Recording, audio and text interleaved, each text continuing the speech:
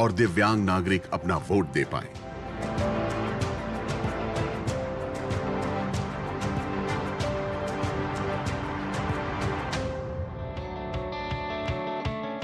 इनके दिन की शुरुआत एसडीएम यानी सब डिविजनल मैजिस्ट्रेट के ऑफिस में सुबह सुबह हो जाती है। मतदाताओं के लिए बैलेट पेपर जारी किए जाते हैं। बैलेट बॉक्स चेक करके उन्हें बंद, लॉक और सील किया जाता है। टेम्पररी मोबाइल पोलिंग बूथ तैयार ताकि मतदान गुप्त रहे। कैमरे में इनके हर कदम को रिकॉर्ड किया जाता है।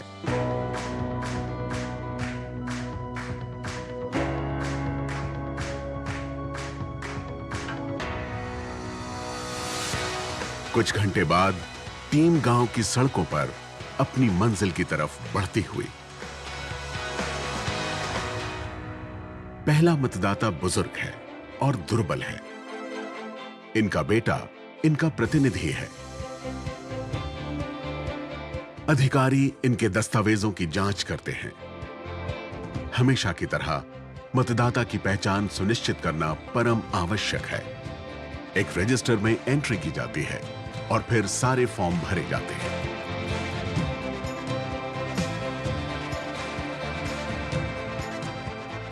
टेम्पररी मोबाइल पोलिंग बूथ को मतदाता के सामने रख दिया जाता है।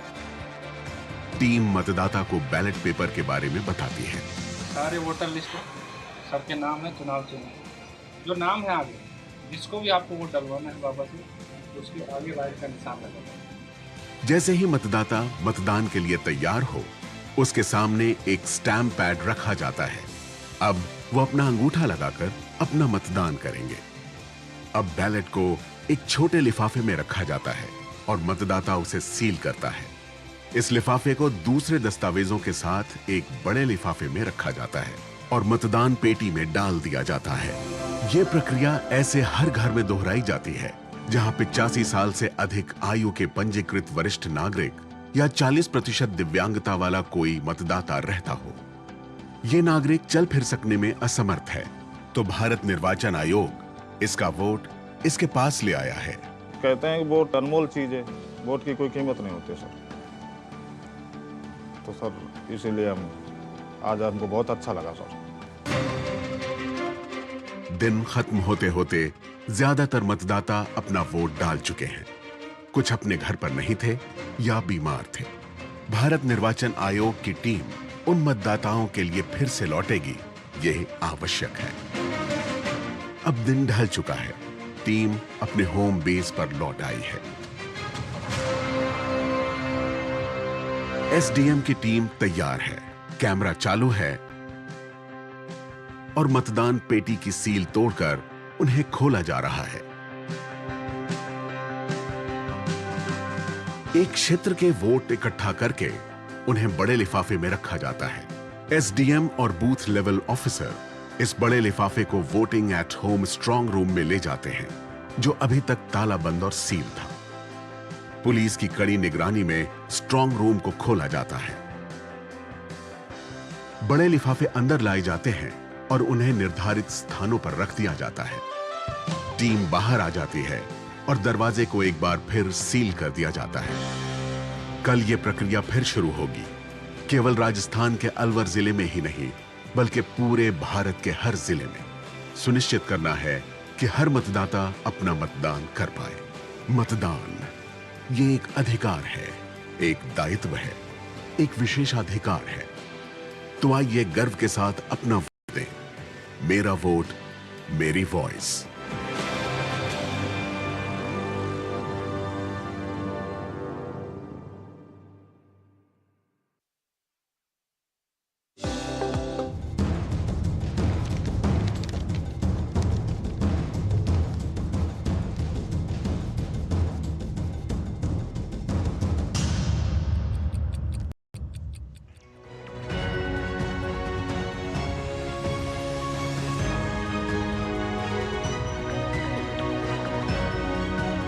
नमस्कार, बहुत बहुत स्वागत है आप सभी का डीडी न्यूज के इस खास कार्यक्रम इस वक्त में। मैं हूं निखिल सिंह और क्या है इस वक्त की बड़ी खबरें जिनके बारे में विस्तार से जानने समझने को लेकर आपके मन में जिज्ञासा है, क्या है इन खबरों के मायने, क्या है इनके पीछे का एजेंडा।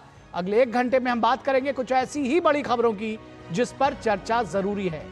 इस चर्चा में जुड़ेंगे अपने संवाददाताओं से और विशेषज्ञ मेहमानों से भी। बात करेंगे चुनाव प्रचार की। चुनाव प्रचार का आज सुपर वेंसडे कहा जाए तो गलत नहीं होगा। सत्ता के संग्राम में धुरंधरों का धुआंधार प्रचार जारी है। इससे जुड़ी हुई खबर हम आपको विस्तार से दिखाएंगे। साथ ही साथ विरासत टैक्स के बाद अब भारत की विविधता पर सैम पित्रोदा का फिर से एक विवादित बयान आ गया है।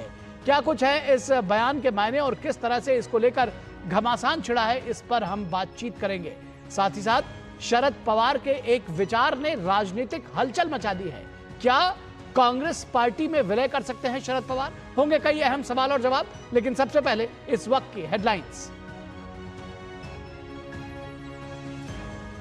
विरासत टैक्स के बाद सैम पित्रोदा ने फिर दिया विवादित बयान। नस्लीय भेदभाव के साथ कहा पूर्वी भारतीय लगते हैं चीनी तो दक्षिण भारत के लोग अफ्रीकी। बयान के बाद भाजपा नेताओं के निशाने पर आई कांग्रेस पार्टी। पीएम मोदी ने कहा शहजादे के फिलोसोफर और गाइड ने मुझे दिलाया है गुस्सा, चमड़ी के रंग को आधार बनाकर देश का कर रहे हैं अपमान।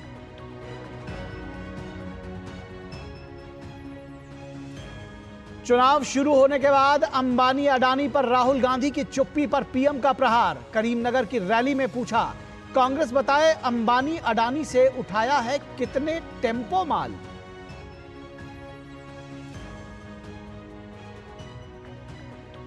चुनाव प्रचार का आज सुपर वेंसडे। अमित शाह महाराष्ट्र और यूपी में कर रहे हैं बीजेपी का चुनाव प्रचार। राजनाथ सिंह ओडिशा और जेपी नड्डा हिमाचल प्रदेश में है व्यस्त।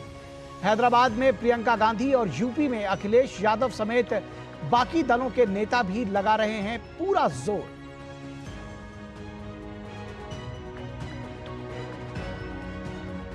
अयोध्या में रामलला की प्राण प्रतिष्ठा के बाद देश भर में हुए सांस्कृतिक आध्यात्मिक पुनर्जागरण से चुनावों में खतरा महसूस कर रहे हैं विपक्षी दल। अयोध्या में पीएम मोदी के रोड शो के बाद अब सपा कांग्रेस की संयुक्त रैलियों की तैयारी। अयोध्या में राहुल अखिलेश करेंगे रोड शो।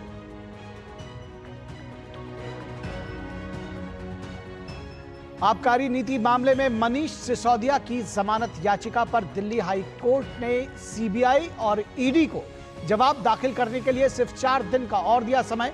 सोमवार को होगी अगली सुनवाई।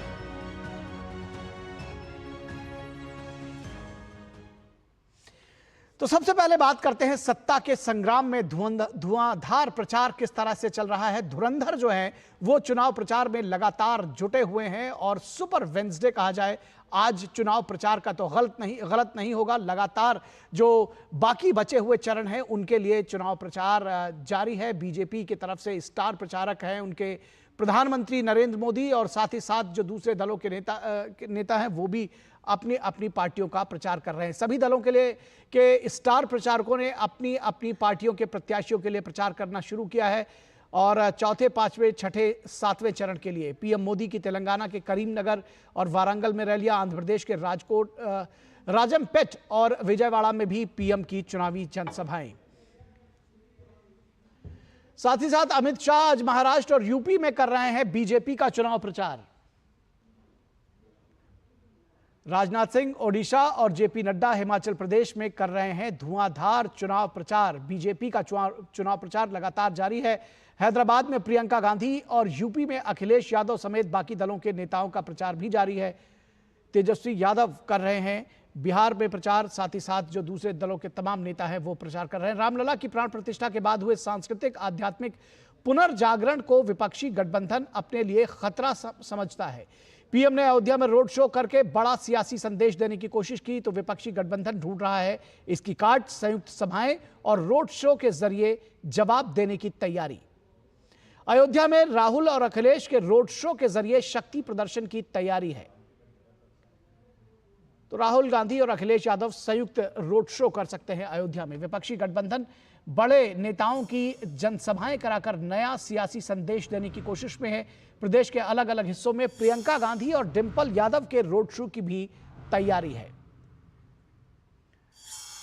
तो इसकी काट ढूंढने की कोशिश की जा रही है कि जो अयोध्या का इससे के जरिए जो सांस्कृतिक पुनर्जागरण हुआ है उसका लाभ कहीं बीजेपी और एनडीए को ना मिल जाए। प्रधानमंत्री नरेंद्र मोदी ने आज तेलंगाना के करीमनगर में राहुल गांधी और कांग्रेस पर निशाना साधा और कहा कि क्या कारण है कि अब उन्होंने अडानी अंबानी का जिक्र करना छोड़ दिया है। कांग्रेस के शाहजादे पिछले 5 साल से सुबह उठते ही माला जपना शुरू करते थे।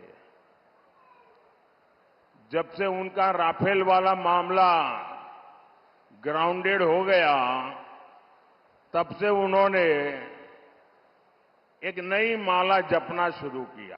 5 उद्योगपति, 5 उद्योगपति, 5 उद्योगपति।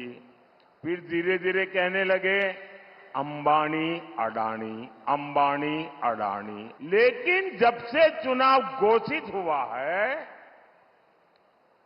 इन्होंने अंबानी अडानी को गाली देना बंद कर दिया। मैं आज तेलंगाना की धरती से पूछना चाहता हूं, जरा ये शाहजादे घोषित करें कि इस चुनाव में ये अंबानी अडानी से कितना माल उठाया है, काले धन के कितने बोरे भर करके रुपये मारे हैं, क्या टेम्पो भर करके नोटे कांग्रेस के लिए पहुंची है, क्या सौदा हुआ है। आपने रातों रात अंबानी अडानी इनको गाली देना बंद कर दिया। जरूर दाल में कुछ काला है। तो ये थी प्रधानमंत्री की बात। कुछ समय पहले कांग्रेस के नेता राहुल गांधी ने भी प्रधानमंत्री पर संविधान को खत्म करने का प्रयास करने के आरोप लगाए।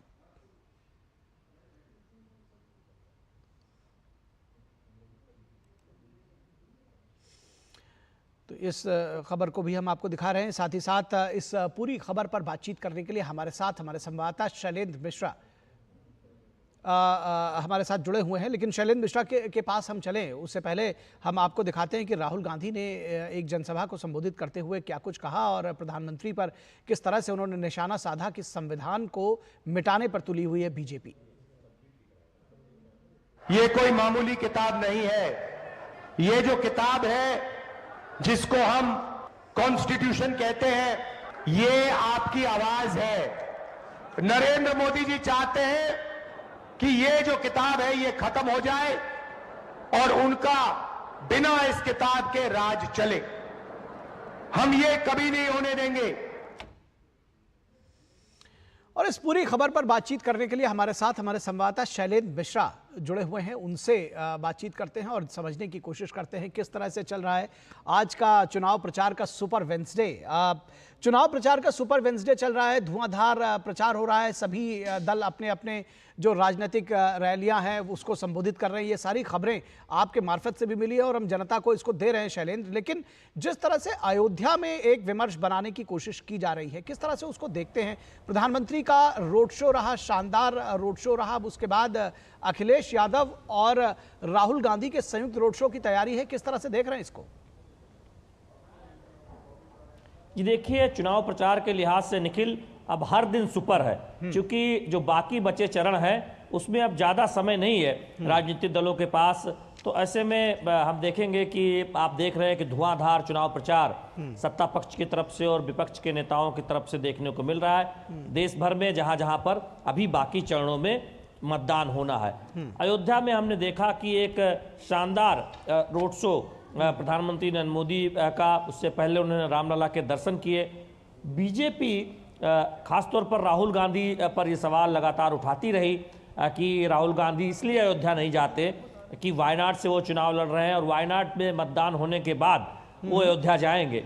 तो अब एक तरह से देखें कि बीजेपी ये कहेगी, एक आरोप भी लगाएगी कि देखिए ये सही बात है कि वायनाड में चूंकि तुष्टीकरण की राजनीति जो कांग्रेस पार्टी करती है, वायनाड के मतदान संपन्न होने तक अयोध्या न जाना, वहाँ पर चुनाव प्रचार न करना, या हम जानते हैं कि बीजेपी ये भी कहती है कि तमाम कांग्रेस पार्टी के जो आला नेता हैं उनमें से कोई भी रामलला के दर्शन के लिए अब तक नहीं गया है।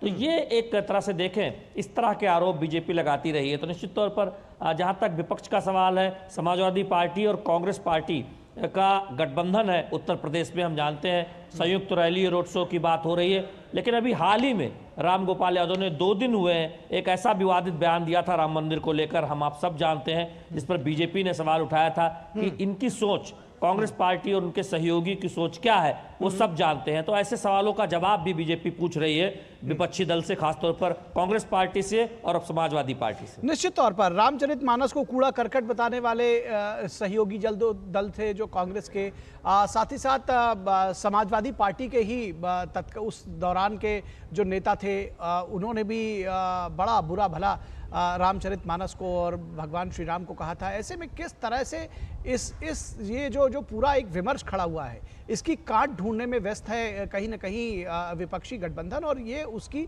एक अकुलाहट भी दिखाता है कहीं ना कहीं शैलेंद्र। ये निश्चित तौर पर देखिए, अब आप अगर देखें तो जहां पर चुनाव होना है ये वो इलाके हैं उत्तर भारत के जहां पर कांग्रेस पार्टी को या सहयोगी दलों को, समाजवादी पार्टी या तमाम दलों को ये लगता है कि कहीं जो बीजेपी जो आक्रामक तौर पर ये कह रही है कि कांग्रेस पार्टी की सोच सनातन विरोधी है, राम विरोधी है, उनके सहयोगी की सोच भी इसी तरह से है, तो उसका नुकसान ना हो जाए। तो ये एक डिफेंसिव एक तरह से देखें एक रणनीति भी दिखाई देती है विपक्षी दल खासतौर पर कांग्रेस पार्टी की।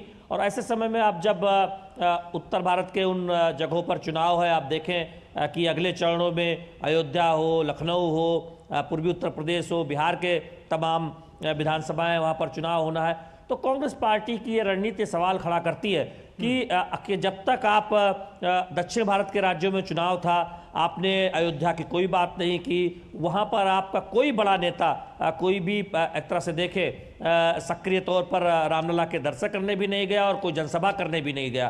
तो ये सवाल उठता है, क्योंकि राधिका खेड़ा जिन्होंने अभी 2 दिन पहले कांग्रेस से त्यागपत्र दिया और बीजेपी में कल शामिल हुई, उन्होंने कहा कि जब वो चली गई राम मंदिर अपने मां के साथ तो उन्हें कितनी प्रताड़ना झेलनी पड़ी। छत्तीसगढ़ के कांग्रेस कार्यालय में उन्हें लॉक कर दिया गया और कांग्रेस पार्टी में कोई उनकी सुनवाई नहीं हुई।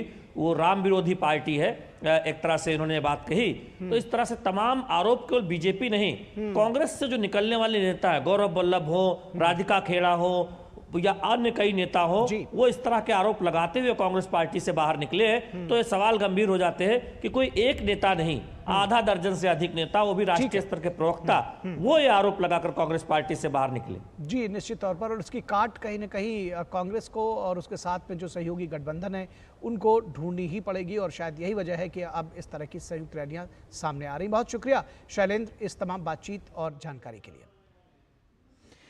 और बात करेंगे भारत की विविधता पर सैम पित्रोदा का विवादास्पद बयान किस तरह से इस राजनीतिक घमासान मचा हुआ है, इस पर हम चर्चा भी करेंगे। लेकिन फिलहाल रुकेंगे एक छोटे से ब्रेक के लिए, आप कहीं मत जाइएगा, हम जल्द हाजिर होंगे। 7 बज गए, एक दिन जल्दी उठाने को बोला था, फिर भी। कहाँ जाना है सुबह सुबह? वोट डालने जाना है अम्मा। हाँ तो आराम से चली जाना, भागी क्यों जा रही है? भागते तो हम पहले थे, भोर 4 बजे खेत में। अब जिस व्यक्ति ने हमें हमारे घर पर इज्जत घर बनवा के हमें सुरक्षा दी है, उसे वोट देने तो भाग कर ही जाएंगे ना। जिसकी गारंटी ने जिंदगी संवारी, उसको वोट देने की गारंटी हमारी। कमल का बटन दबाएं, भाजपा को जिताएं। ब्रेक के बाद एक बार फिर आप सभी का स्वागत है। और भारत की विविधता पर सैम पित्रोदा का एक और विवादास्पद बयान आया है। आपको याद होगा कि उन्होंने एक विवादास्पद बयान कुछ दिनों पहले दिया था, और अब इसके बाद भारत की विविधता को लेकर के उनका एक विवादास्पद बयान आया है, जिसको लेकर के राजनीतिक भूचाल मचा हुआ है। इंडियन ओवरसीज कांग्रेस के अध्यक्ष सैम पित्रोदा का एक नए विचार के साथ हाजिर हुए हैं, और उनका यह कहना है कि भारत की विविधता पर उनके बयान ने चुनावी फिजा को एक बार फिर गरमा दिया है। तो चुनावी फिजा गर्म हुई है उनके बयान के बाद। राहुल गांधी के गुरु और सलाहकार पित्रोदा कहते हैं कि भारत विविधताओं का देश है। जहां पूर्वी भारत के लोग चीन के लोगों जैसे दिखते हैं, वहीं जो दक्षिण भारत के लोग हैं वो उनको अफ्रीकी और पश्चिम के लोग अरबी जैसे दिखते हैं। यह कहना है सैम पित्रोदा का। इंडियन ओवरसीज कांग्रेस के अध्यक्ष सैम पित्रोदा के रंग भेद पर पीएम मोदी ने जमकर हमला बोला। उन्होंने कहा कि आज मैं बहुत गुस्से में हूं। पीएम मोदी ने कहा कि आज मैं बहुत गुस्से में हूं। शहजादे के अंकल ने आज ऐसी गाली दी है जिसने मुझे गुस्से से भर दिया है। पीएम ने कहा कि संविधान पर सिर रखने वाले लोग देश की चमड़ी का अपमान कर रहे हैं, यानी कि चमड़ी के आधार पर रंग भेद कर रहे हैं। पीएम ने पूछा कि क्या जिनकी चमड़ी काली है वे अफ्रीका के हैं? प्रधानमंत्री ने सवाल किया। उन्होंने कहा कि हमारे कृष्ण का रंग भी तो काला है जो हमारे आराध्य हैं, तो ये रंग भेद की कोशिश क्यों? पीएम ने कहा शहजादे को इसका जवाब देना होगा कि आखिर ये इस तरह के बयान क्यों दिए जा रहे हैं, इसका क्या अर्थ है, क्या मायने हैं इसके। अगर अलग अलग दिखने वाले भारतीय सदियों से संस्कृति के डोर से बंधे हुए हैं। भारत को नेशन स्टेट मानने वाले लोग इसके सिविलाइजेशन स्टेट के तत्व को नहीं समझ पाएंगे। पीएम मोदी जब कहते हैं कि विकास के साथ विरासत भी, तो उसके मायने भी होते हैं, उसको समझने की जरूरत है कि विकास के साथ विरासत भी, तो यह भारत की विविधता के बीच उनकी पहचान का गौरव बढ़ाती है। तमाम विविधताओं के साथ भारत के पहचान की गौरव को बढ़ाती है, लेकिन बांटो और राज करो की सियासत ने देश की मूल संस्कृति पर चोट किया है। 8वीं सदी में केरल से चले शंकराचार्य ने उत्तर, दक्षिण, पूर्व, पश्चिम में 4 अपने मठ बनाए। और क्या वहां अफ्रीकी मूल के लोग थे? उन्होंने 4 पीठ की रचना की, कभी जाति के नाम पर, तो कभी भाषा के नाम पर, तो कभी स्थानीय रिवाजों के नाम पर भारत को बांटने की कोशिश हो रही है। और यह सियासत बहुत पुरानी है, कोई नई बात नहीं है। धर्म, जाति और भाषा के नाम पर, कभी रिवाजों के नाम पर बांटने की जो रवायत रही है, ये पुरानी रही है। 5 राज्यों के चुनाव के बाद कांग्रेस का नैरेटिव बीजेपी उत्तर भारत की पार्टी है, ये नैरेटिव देने की कोशिश की। कांग्रेस की सहयोगी पार्टियों ने सनातन को रोग बताया। अभी जो हम चर्चा कर रहे थे, रामचरितमानस को गालियां दी गई। पीएम मोदी ने कहा था कि हमारे तीर्थ, हमारे मंदिर, ये सिर्फ दर्शन के लिए स्थान नहीं है, दर्शन के स्थान नहीं है, ये हमारे वर्षों की सभ्यता की यात्रा के अमिट निशानियां हैं। प्रधानमंत्री ने कहा कि ये सिर्फ दर्शन का केंद्र नहीं है, भारत के लोगों ने हर संकट का सामना करते हुए इन्हें अटल रखा है। ये दुर्भाग्य है कि आजादी के बाद खासतौर से सत्तासीन लोगों ने हमारे तीर्थ स्थलों को नजरअंदाज किया। राजनीतिक वजहों से संस्कृति पर शर्मिंदा होने की प्रवृत्ति बढ़ी। पीएम मोदी जब कहते हैं कि भारत लोकतंत्र की जननी है, तो ये भारत की प्राचीन सभ्यता और संस्कृति ही है।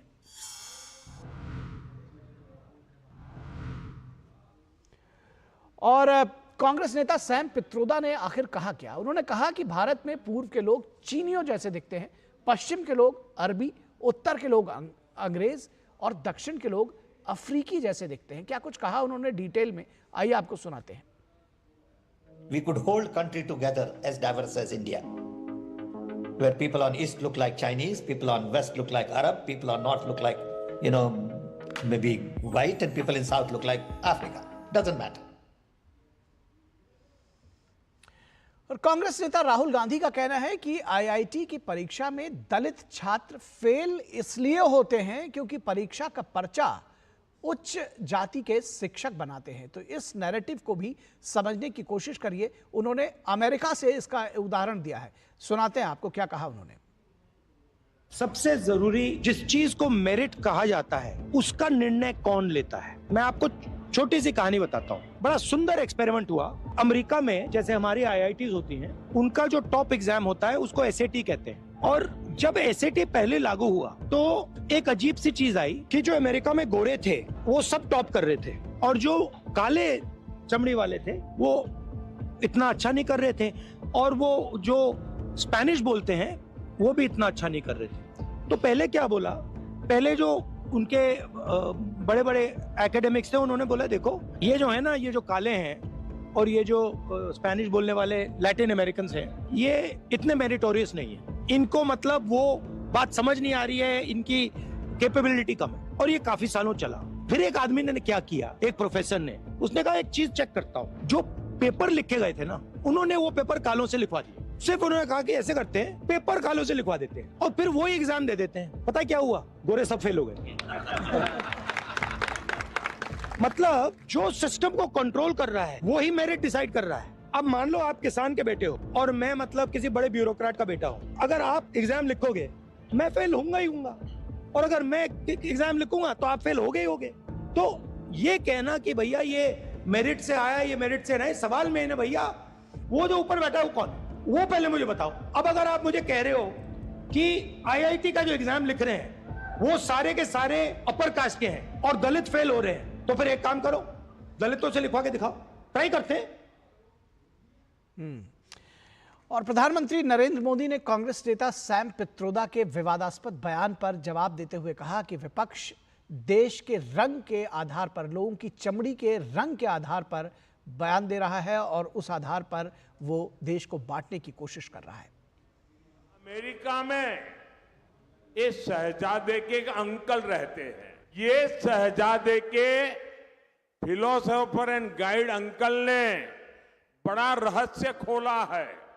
उसने कहा है कि जिनका चमड़ी का रंग काला होता है ये सब अफ्रीका के हैं। मतलब आप सबको, मेरे देश के अनेक लोगों को चमड़ी के रंग के आधार पर उन्होंने इतनी बड़ी गाली दे दी। तब जाकर के मुझे समझ आया कि चमड़ी का रंग देख करके उन्होंने मान लिया कि द्रौपदी मुर्मू भी अफ्रीकन है और इसलिए उनकी चमड़ी का रंग काला है तो उनको हराना चाहिए। ये सोच आज पहली बार मुझे तो पता चला कि ये दिमाग कहां काम कर रहा है इनका, ये देश को कहां ले जाएंगे। अरे चमड़ी का रंग कोई भी हो, हम तो श्री कृष्ण की पूजा करने वाले लोग हैं, जिसकी चमड़ी का रंग यहां हम सब जैसा रंग था। तो इस पूरे विषय पर बातचीत करने के लिए हमारे साथ तीन खास मेहमान जुड़े हुए हैं, उनसे आपका परिचय करा दें। हमारे साथ बीजेपी के प्रवक्ता धनंजय गिरी जी जुड़े हुए हैं। धनंजय जी बहुत स्वागत है आपका। रितु चौधरी जी जुड़ी हुई हैं, कांग्रेस की प्रवक्ता है। रितु जी बहुत स्वागत है। और हमारे साथ हमारे सलाहकार संपादक विनोद मिश्रा जुड़े हुए। विनोद जी आपका भी स्वागत है। और विनोद जी आपके साथ अगर इस चर्चा को शुरू करना चाहें, समझना चाहें कि एक के बाद एक कई सारे विषय है और अब ये जो चमड़ी के रंग के आधार पर ये क्या किस तरह की राजनीति है? क्या ये एक और बांटने की और राज करने की, या कहे कि वोट लेने की एक सियासत है? कैसे देखते हैं इसको? देखिए सवाल टाइमिंग की है निखिल। नेशन स्टेट और सिविलाइजेशनल स्टेट को लेके कांग्रेस की जो अपनी विचारधारा रही है और वो उसी विचारधारा पे इतिहास लेखन से लेके सारी परंपराओं को उन्होंने उतना ही तक रखा। तो मतलब वो एक तरह से मान चुके थे कि आज़ादी के बाद की बात व्यवस्था में आप वो देखें कि जितने भी वो परंपरा बनी थी वो एक नेशन स्टेट के लिए बनी थी और वो नेशन स्टेट की बात करते थे। सैम पित्रोदा जो पीएम अभी कह रहे थे कि वो फिलोसफर है, फिलोसफर एक गाइड भी हैं राहुल गांधी के। विदेशों में जब कभी भी उनका कभी विजिट होता है, कहीं सभाएं होती है, मीटिंग होती है, सैम पित्रोदा ही कराते हैं। ओवरसीज कांग्रेस के वो प्रेसिडेंट भी हैं। इतने सारे चीजों के बाद अगर वो इस तरह की बात करते हैं तो ये कोई नई बात उन्होंने नहीं कही है, वो आज पहली बार नहीं कह रहे हैं। टाइमिंग ये है कि जिस चुनाव के दौर में उन्होंने ये बात कही है तो कांग्रेस के अपने जितने एजेंडे हैं उसको एक तरह से उन्होंने एक्सपोज कर दिया है। एक्सपोज इन द सेंस मैं इसलिए कह रहा हूं कि आप एक देश को, एक भारत को एक सिविलाइजेशनल स्टेट के लिए मानते हैं, तब आप भारत की प्राचीन सभ्यता, भारत की संस्कृति और भारतीय होने का गौरव करते हैं जी। लेकिन जब आप वेस्ट के उस फिलॉसफी को नेशन स्टेट बनाते हैं तब आप उस परिभाषा को बहुत सारे स्टेट को मिला के एक नेशन बनाते हैं। तो ये सोच के अंतर जो है, इस अंतर को एक तरह से सैम पित्रोदा ने दोबारा एक तरह से रेखांकित कर दिया है।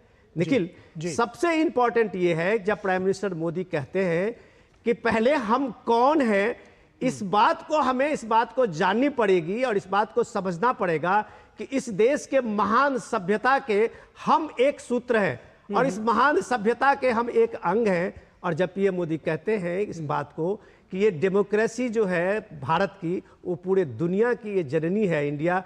और उसके बाद अगर इस तरह के तर्क गढ़े जाते हैं तो आप मान के चलिए कि भारत की इस सभ्यता, भारत की इस संस्कृति को लेके जो गौरव होना चाहिए था, उसको लेके अभी भी कांग्रेस पार्टी में या कांग्रेस पार्टी के जो गाइड है, फिलोसफर गाइड है, उनको अभी भी हिचक है। वो ये मान के चलते हैं कि विविधता का ये देश सिर्फ व सिर्फ एक पॉलिटिकल कॉम्बिनेशन बना है। वो ये मान के नहीं चलते हैं कि हजारों साल की जो भारत की प्राचीन परंपरा है, भारत की सभ्यता है, वो एक फैक्टर है इंपॉर्टेंट जो भारत को एक रखा है। अगर रिलीजन के आधार पर पाकिस्तान का जिस समय में बंटवारा हुआ था और पाकिस्तान ने अपना पूरा का पूरा फिलोसफी और अपना पूरा का दर्शन उसने अपने को, आप सोच लीजिए कि जो तुर्क आक्रमण हुए थे उसके बाद पाकिस्तान अपने को इतिहास मानता है, और वहीं से जो मुगल के जो यहाँ पे बादशाह थे या मुगल के शासक थे, उस दौर को वो अपने इतिहास में रेखांकित करता है।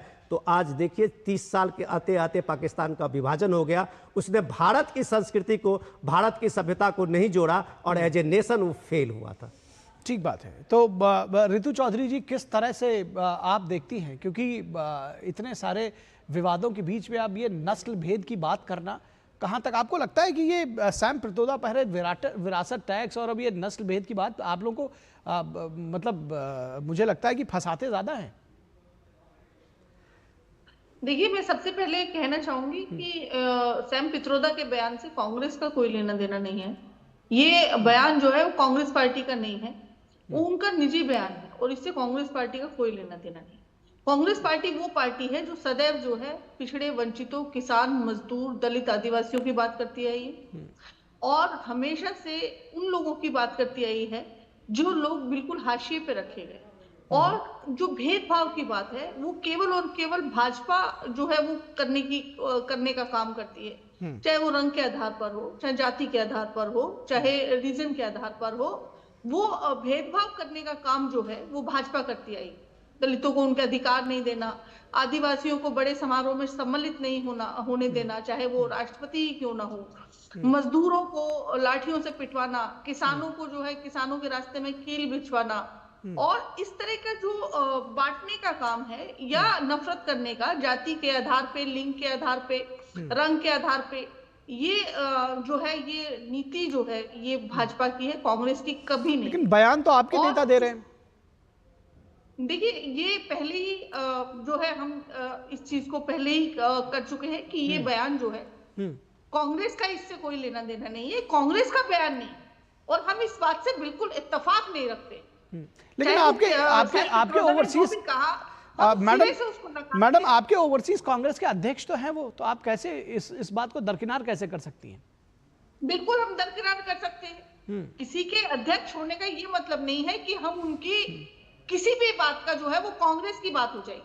अगर मान लो मैं जो है कांग्रेस की प्रवक्ता हूं और मैं किसी इस प्रकार का बयान देती हूँ, वो मेरा निजी बयान, कांग्रेस के आधिकारिक तौर पे मैं इस तरह से बात नहीं बोल सकती। तो आधिकारिक तौर पर बयान कौन देगा? कांग्रेस के प्रवक्ता ही तो आधिकारिक तौर पर बयान देने के लिए लाए जाते हैं।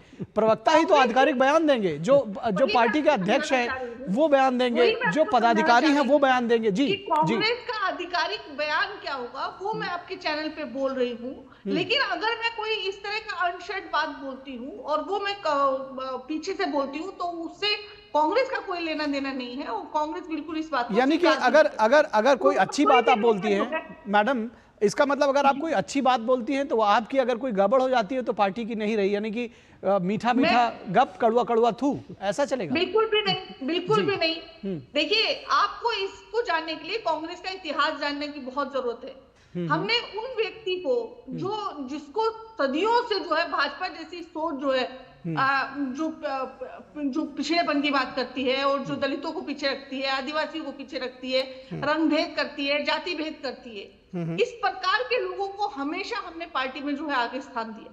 हमेशा उनको उनकी बात की, चाहे वो देश के आधार पे हो, चाहे वो आरक्षण की बात हो, चाहे वो उनको नौकरियों में समानता देने की बात हो, और भारत के विभिन्न स्थानों पर बराबरी का जो बात करती है वो कांग्रेस पार्टी करती है। तो जो बराबरी का देने का काम है वो कांग्रेस पार्टी करती है। तो इस प्रकार का बयान कांग्रेस की बिल्कुल भी ऐसी ठीक है। विचारधारा अब बीजेपी से जवाब ले लेते हैं, बीजेपी से जवाब ले लेते हैं धनंजय गिरी जी। धनंजय गिरी जी, आपने सुना पहली सबसे बात तो रितु चौधरी जी ने कहा कि वो इंडियन वो जो ओवरसीज कांग्रेस के अध्यक्ष हैं हमारे पदाधिकारी हैं, लेकिन उनका बयान नहीं है। और इन्होंने उससे बढ़कर एक बात और कही कि अगर प्रवक्ता के तौर पर भी वो कोई बात कहती हैं जो गलत होती है तो कांग्रेस की नहीं होगी। तो इस पर तो जो पॉलिटिकल सिस्टम है उसको समझने की मुझे जरूरत है शायद। और दूसरी चीज ये भी है कि ये जो सारा बयान है, क्या मायने इसके निकाले जाएं? क्या कोई निहितार्थ है इसके पीछे? जानबूझकर दिया गया बयान है सैम पित्रोदा का? निखिल जी, बर्बाद गुल नलसेमन करने को बस एक ही उल्लू काफी है। हर डाल पे उल्लू बैठा है, अंजाम में गुलिस्ता क्या होगा। जब प्रवक्ता कहे कि राष्ट्रीय जो जी अंतरराष्ट्रीय अध्यक्ष है उसकी बात का, ऐसे लोगों से बात का और ऐसे लोगों से क्या बात करिएगा। कल कहेंगे इस बात का कोई वैल्यू नहीं। कौन सी बात का वैल्यू है? कौन सी बात बिना वैल्यू के है? और अब ओवरसीज अध्यक्ष की बात की वैल्यू नहीं है तो आपकी बात का क्या वैल्यू? कहीं मेरी बात भी गलत हो जाए तो उसकी वैल्यू नहीं। ये तो दूध भात, बच्चे जब खेलते थे बचपन में हम लोग तो कहते थे कि गलती हो जाए तो दूध भात। तो कांग्रेस को अब दूध भात मान लिया जाए भारत की राजनीति में कि कांग्रेस अब दूध भात हो गई, उसकी कोई गलती का कोई मतलब नहीं है। कांग्रेस सिलेबस ही गलत पढ़ रही है और अब कह रही है कि कांग्रेस का इतिहास जानना चाहिए। हाँ, 1885 में एलन ओक्टेवियो में कांग्रेस ने स्थापित की थी, जिसकी नीति थी कि भारत बांटो और राज करो। कांग्रेस उसी राज पर, देश के खंडन पर कांग्रेस का मंडन होता रहा। देश का खंडन करना और विखंडन करना और बांटी बांटी में, भाषा में, संप्रदाय में, जाति में, पिछड़ा में, अगड़ा में, पिछड़ा में सबको बांटना। दलित से दरी बिछवाए, पिछड़ा से पांव पोछ समझा। आपने दलितों का हक उठा करके आंध्रा में 5% रिजर्वेशन मुसलमानों को दिया, कर्नाटका में 4% दलित का पिछले दरवाजे से, ओबीसी का छीन करके पिछड़ों का पिछले दरवाजे से दिया। आपकी हकीकत सामने आ गई। अब कोई आपको ना वोट देने को तैयार है, ना चोट देने को तैयार है, ना कोई सुनने को तैयार है, ना कोई समझने को तैयार है। नहीं, ये जो बयान दरअसल सुनिए,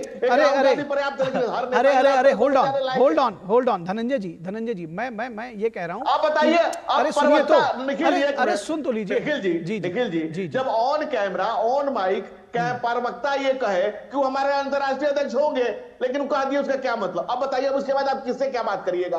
कह रहे कि गलती हम बोलते हैं उसके लिए पार्टी जिम्मेवार नहीं, तो कौन जिम्मेवार है? जहां जिम्मेवारी ही नहीं तय होती है, कोई कहने के लिए तैयार नहीं है। कंफ्यूज है कांग्रेस, ये फ्यूज है कांग्रेस की, डिफ्यूज है कांग्रेस। क्या है भाई, ये कूड़ा हो चुकी है कांग्रेस। क्या बात कर रहे हैं आप? क्या सुनिए, कैसे? अरे सुन लीजिए,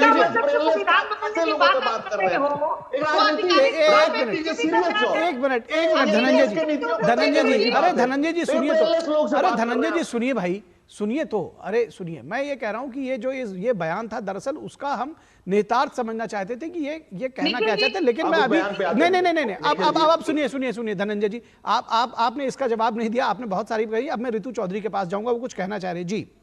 निखिल जी, मैं आ रहा हूँ धनंजय जी, आपके पास भी आऊंगा। थोड़ा सा होल्ड कर लीजिए, आपके पास भी आऊंगा, आपके पास आऊंगा धनंजय जी, थोड़ा सा अपने विचार होल्ड कर लीजिए। रितु जी को सुन लेते हैं। जी रितु जी। निखिल जी, ये कह रहे हैं कि जो भी बयान जो है अगर किसी अध्यक्ष ने दिया या किसी ने दिया तो वो पार्टी का बयान हो जाता है। इसका मतलब जो संविधान बदलने की बात जो इनके नेता कर रहे हैं, इसका मतलब वो आधिकारिक तौर पे मोदी जी का बयान है। क्या जेपी नड्डा क्या कोई बयान जेपी नड्डा जी की तरफ से, अमित शाह जी की तरफ से, प्रधानमंत्री की तरफ से आया है? नहीं, इनके किसी बड़े नेताओं की तरफ से, इनके सांसदों की तरफ से, इनके मंत्रियों की तरफ से बयान आया है। कल ही जो है दिया कुमारी जी ने दिया है, जो इनकी जो है टिकट पे चुनाव लड़ रही है, उन्होंने जो है बयान दिया है। तो इस तरह के जो बयान है अगर भाजपा की तरफ से आते हैं तो हम ये मान लें और आधिकारिक तौर पे ये भाजपा का बयान है, इसका मतलब तो ये हुआ। ठीक है, जवाब ले लेते हैं। ठीक है, जवाब ले लेते हैं।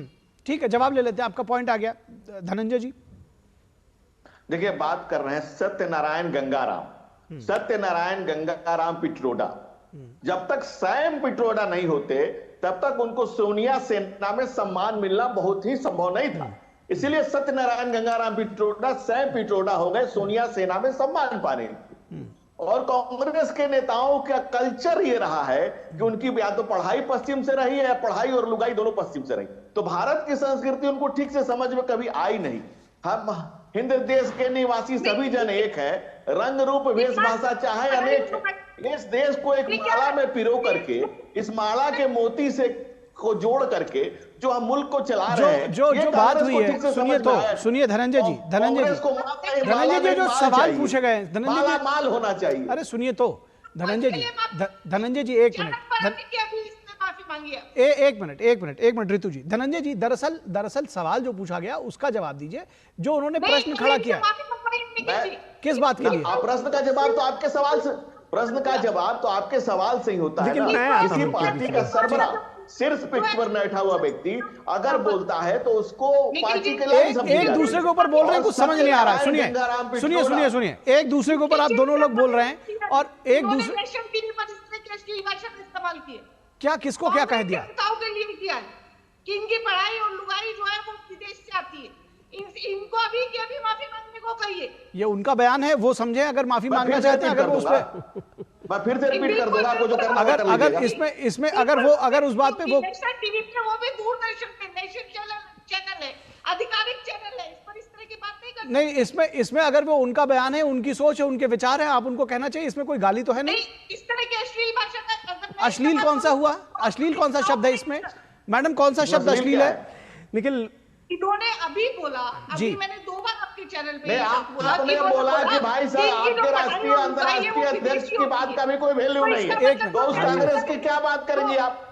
अरे इसमें कुछ अश्लील नहीं है मैडम, इसमें कुछ अश्लील नहीं है। अगर राहुल गांधी जैसे, हम तो सिर्फ राहुल गांधी को चैंपियन समझते थे भाई। एक दूसरे के ऊपर मत बोलिए धनंजय जी, पता नहीं था। धनंजय जी एक दूसरे के ऊपर मत बोलिए।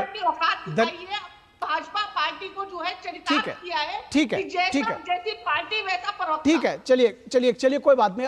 अभी मैं विनोद जी के पास आना चाहूंगा। विनोद जी ये बताइए कि ठीक कर रहे हैं। ठीक, राहुल गांधी अकेले इंटरटेनर नहीं है। अरे चलिए, आप उनसे भी बड़े इंटरटेनर। ठीक है, चलिए एक दूसरे के ऊपर देखिए, इस तरह से पर्सनल बताइए। और मैं चाहूंगा कि भाषा का संयम दोनों लोग बनाए रखे। देखिए कोई चीज देखिए, एक मिनट धनंजय जी, आज आपको क्या हो गया है? आप तो बिल्कुल चुप होने का नाम ही नहीं ले रहे। एक मिनट धनंजय जी, मैं बिल्कुल समझ रहा हूं। मैं एक बात ये कह रहा हूं कि आप दोनों लोग बड़े ही विद्वान प्रवक्ता रहे हैं और कभी भी मैंने ये नहीं देखा कि आप लोग इस तरह से बिलो द बेल्ट हिट करें। ठीक है, भाषा कोई भी अश्लील नहीं हुई है, ये मैंने देखा है। उन्होंने लुगाई शब्द का प्रयोग किया है, अश्लील नहीं है। लेकिन मैं फिर भी एक बार रिक्वेस्ट करूंगा आप दोनों लोगों से कि इस तरह की भाषा शैली पर मत आइए, क्योंकि वो फिर जानते हैं डिबेट डिरेल हो जाती है, जो विषय है उससे अलग हो जाते हैं। पर्सनल बिल्कुल मत होइए, आप दोनों से रिक्वेस्ट है। और मैं विनोद जी के पास आऊंगा। विनोद जी ये जो पूरा विमर्श है, दरअसल आप इसको किस तरह से देखते हैं? क्या आपको लगता है कि अब एक नया एजेंडा कहीं ना कहीं खड़ा हो रहा है, वो नस्ल भेद का, रंग भेद का? क्योंकि जो राहुल गांधी का एक और बयान आया था, जो हमने आपको दिखाया भी, कि परीक्षा का पर्चा अगर उच्च वर्ग के लोग बनाएं तो जो उच्च वर्ग के छात्र हैं वही पास होंगे, अगर दलित परीक्षा का पर्चा बनाएगा तो दलित पास होंगे। इस तरह का जो विभेद है कहीं ना कहीं समाज को बांटने जैसा दिखता है आपको? देखिए, समाज के बांटने की बात तो बिल्कुल सही है और एकदम आप इस बात को देखिए। लेकिन इस चर्चा के साथ में जो आज हम लोग जिस पर डिस्कस करने के लिए अपने दोनों प्रवक्ताओं को सुन रहे थे, देखिए आप एक गंभीर विषय को एक तरह से हल्की फुल्की बातों से संविधान, बिल्कुल ठीक, संविधान खतरे में है, ये खतरे में है, ये सब चीज आपका नैरेटिव हो सकता है। लेकिन भारत का जो नजरिया भारत का है, वो नजरिया भारत का आप पे आज भी सवाल पूछ रहा है।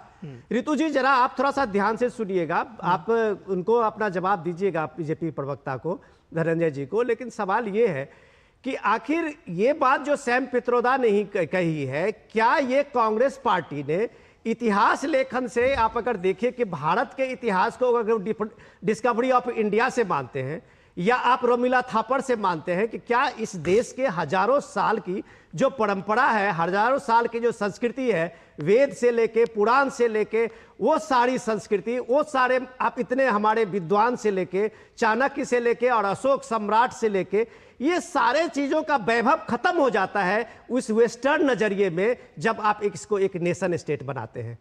तब अगर इस बीच में 2014 में नरेंद्र मोदी आते हैं तो उनको क्यों नहीं कहा जाएगा कि भारत को भारत के नजरिए से देखने की एक परंपरा 70 साल के बाद शुरू हुई है। वो इसलिए कहा जाता है कि भारत की जो मूल अवधारणा है, भारत का जो मूल चिंतन है, आज पूरे विरासत के विकास के साथ अब जब आप विरासत देखते हैं तो वो चीज आपके सामने में नजर आती है। ये संकोच क्यों थी इस कांग्रेस पार्टी में आजादी के बाद से, कि जब कभी भी वो संस्कृति और अपने तीर्थ स्थलों को लेकर बात करती थी तो सकचाते हुए नजर आती थी। ये सेकुलरिज्म का कौन सा ऐसा गुनाह था कि भारत के इतने जो धरोहर थे, शंकराचार्य 8वीं सदी में निकला हुआ एक सन्यासी केरल से देश के अलग अलग हिस्सों में 4 मठ स्थापित करता है, तो क्या वो समय में वो नेशन स्टेट था? ये हम इस बात को भूल रहे हैं।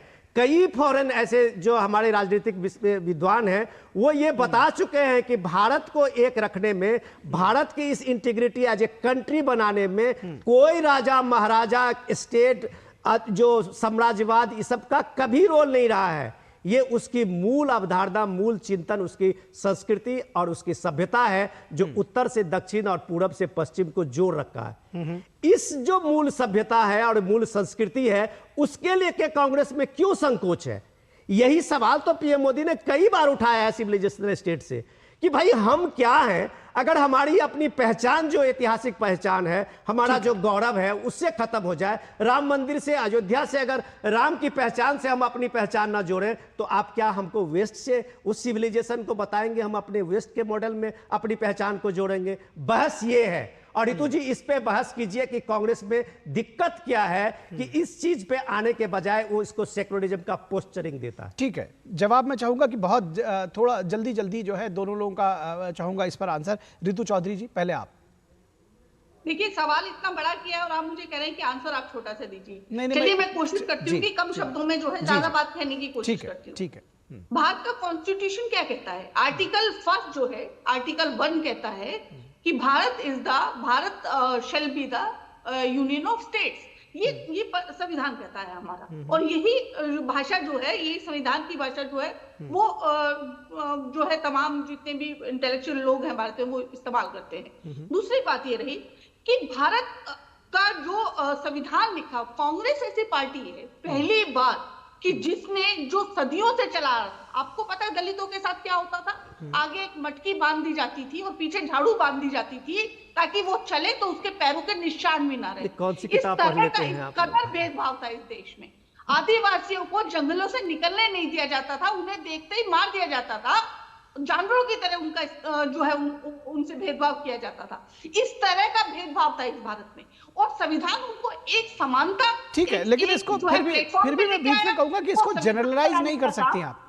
इसको जनरलाइज नहीं कर सकती। जरूर हुआ होगा, मैं इससे इनकार नहीं कर रहा हूं, लेकिन आप इसको जनरलाइज नहीं कर सकती। जी, मुझे अपनी बात बोलने दीजिए। चलिए बोलिए। ठीक है, तो ये इस प्रकार के तमाम वर्गों जो कि हाशिए पे रखे गए, जिनको गांव से बाहर रखा गया और जिनके साथ भेदभाव हुआ, उनको एक प्लेटफॉर्म पे लेके आती है कांग्रेस पार्टी, जो ये संविधान बनाने का काम करती है, और उस संविधान के ऊपर रुदाली मचाती है आरएसएस।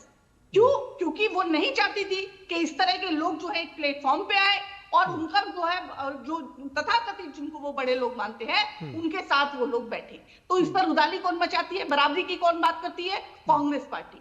और जो भाजपा है वो क्या करती है? केवल और केवल बांटने काम करती है, चाहे वो धर्म के नाम पर हो, चाहे वो जाति के नाम पर हो। इस प्रकार की राजनीति का काम केवल भाजपा करती है। कांग्रेस भाजपा को पेट में दर्द ही इसलिए है कि राहुल गांधी बराबरी की बात क्यों कर रहे हैं? वो ये क्यों कह रहे हैं कि 90 सेक्रेटरीज में से आधे से ज्यादा सेक्रेटरी जो है वो दलित और ओबीसी होने चाहिए, आदिवासी होने चाहिए? वो ये बात क्यों करते हैं? वो यूं कहते हैं कि पेपर बनाने में दलितों का भी योगदान होना चाहिए। वो ये क्यों कहते हैं कि मीडिया में जो है, मीडिया संस्थानों में दलित और आदिवासियों को बराबर का हक मिले? जब आदिवासी और दलितों के बराबर हक की बात करते हैं तो आरएसएस के और भाजपा के ठीक है, जवाब ले लेते हैं। जवाब ठीक है, जो है नैरेटिव घड़ा जाता है ताकि कांग्रेस को बदनाम करने की कोशिश की जा सके। ठीक है, लेकिन उठाने का दलितों को, आदिवासियों को, पिछड़ों को, वंचितों को उठाने का काम। ठीक है मैडम, आपका पॉइंट आ गया। समय बहुत कम है, सच में यकीन मानिए।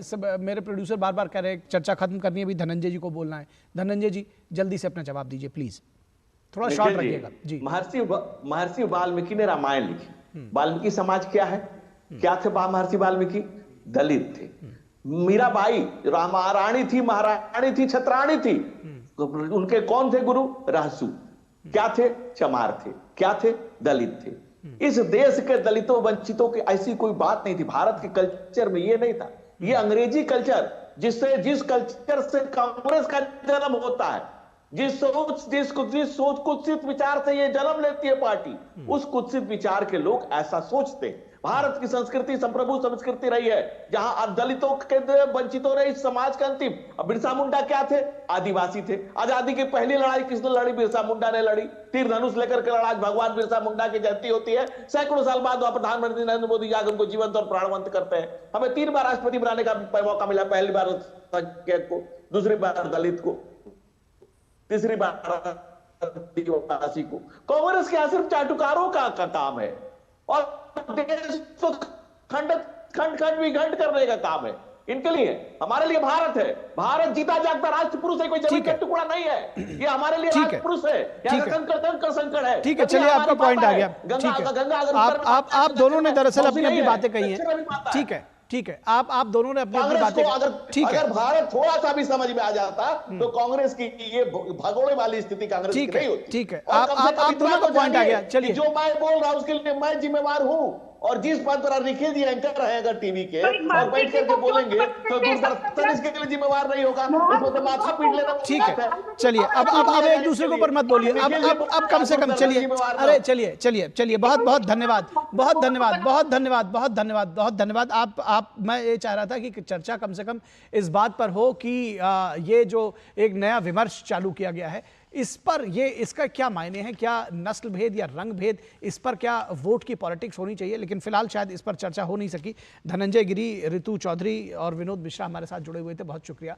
यहाँ रुकेंगे एक छोटे से ब्रेक के लिए, उसके बाद चर्चा करेंगे कि महाराष्ट्र में शरद पवार की जो सियासत है वो आखिर किस ओर जा रही है और क्या वो कांग्रेस में विलय का कोई संकेत दे रहे हैं। रुकेंगे एक ब्रेक के लिए, जल्द हाजिर होंगे, कहीं मत जाइएगा। 7 बज गए, एक दिन जल्दी उठाने को बोला था, फिर भी। कहाँ जाना है सुबह सुबह? वोट डालने जाना है अम्मा। हाँ तो आराम से चली जाना, भागी क्यों जा रही है? भागते तो हम पहले थे, भोर 4 बजे खेत में। अब जिस व्यक्ति ने हमें हमारे घर पर इज्जत घर बनवा के हमें सुरक्षा दी है, उसे वोट देने तो भाग कर ही जाएंगे ना। जिसकी गारंटी ने जिंदगी संवारी, उसको वोट देने की गारंटी हमारी। कमल का बटन दबाएं, भाजपा को जिताएं। स्वागत है आपका ब्रेक के बाद, और बात करेंगे कि पवार के कांग्रेस में विलय की अटकलें लगाई जा रही हैं, आखिर क्यों? लोकसभा चुनाव के तीसरे चरण के बाद एनसीपी नेता शरद पवार ने एक बड़ा खुलासा किया है। दरअसल उन्होंने कुछ विचार व्यक्त किए हैं और उस विचार के क्या मायने हैं।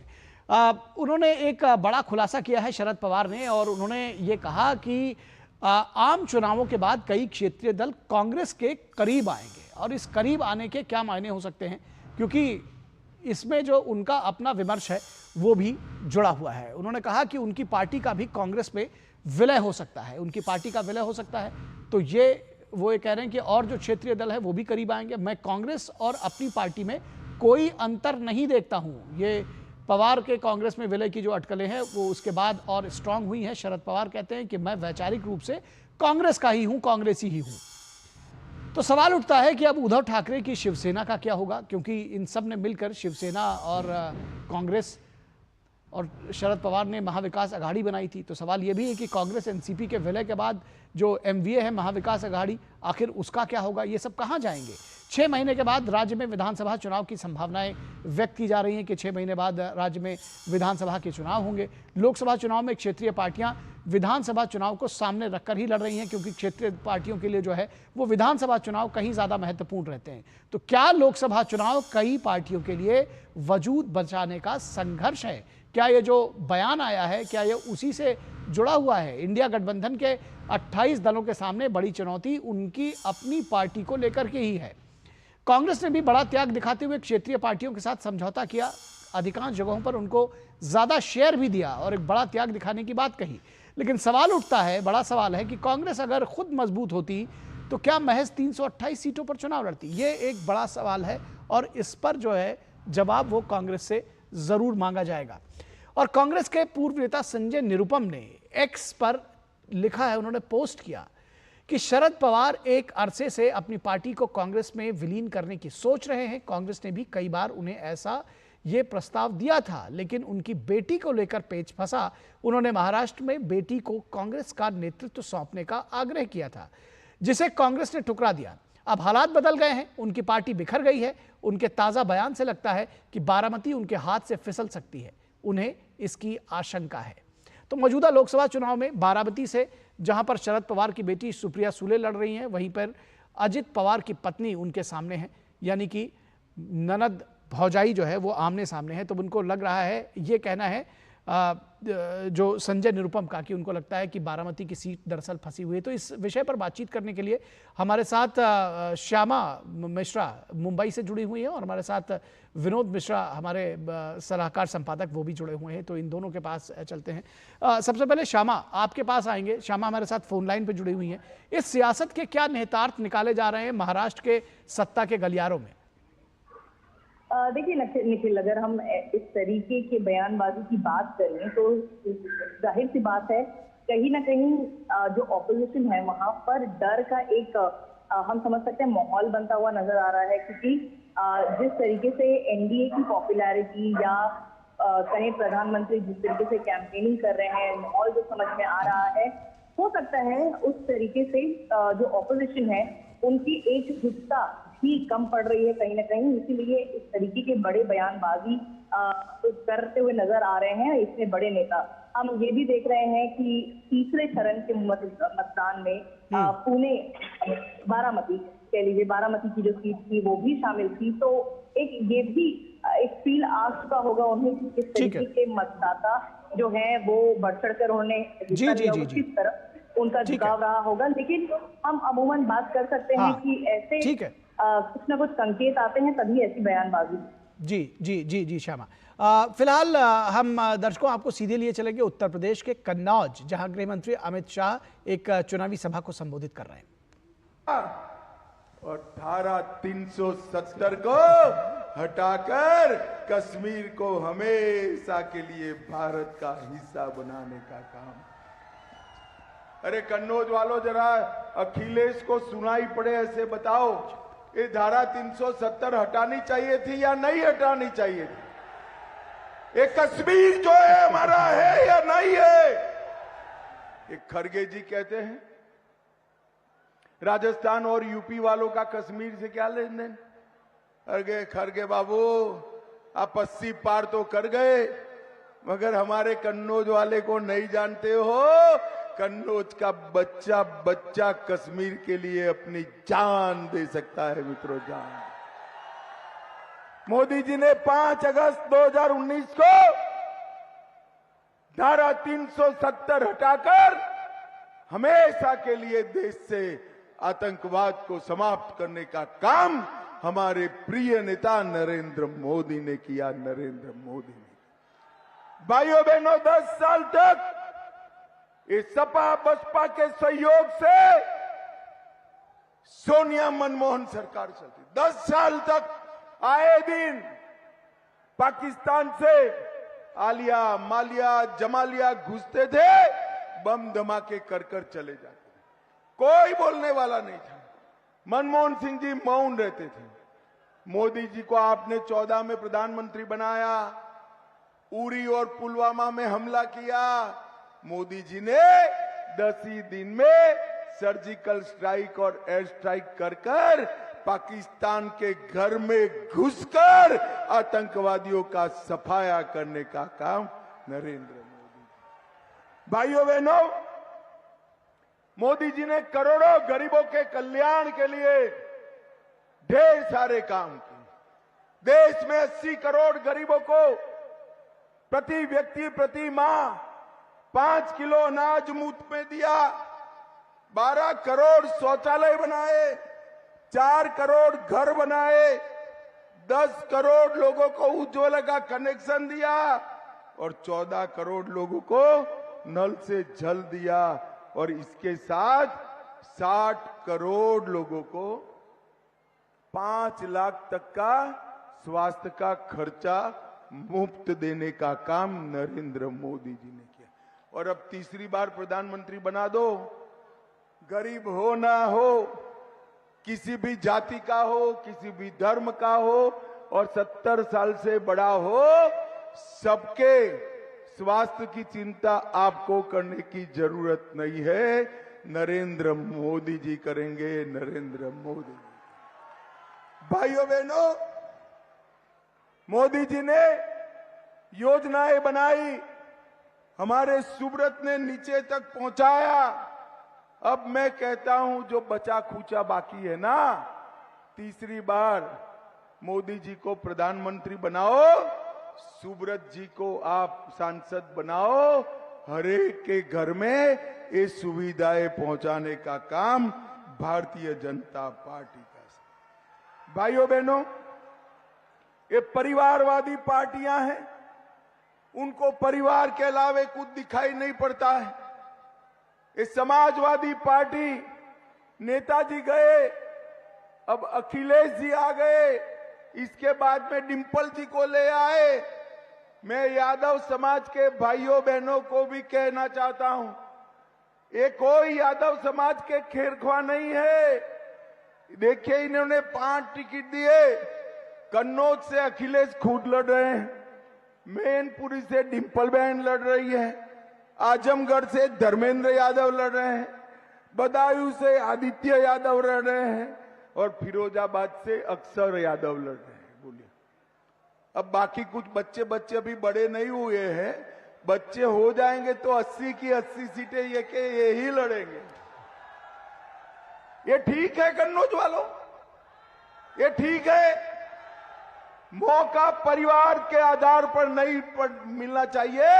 ये हमारे सुब्रत के घर में कोई नेता नहीं था, दम था, मोदी जी ने इसको सांसद भी बनाया और अब जिता दो, हम बड़ा आदमी भी बनाने का काम।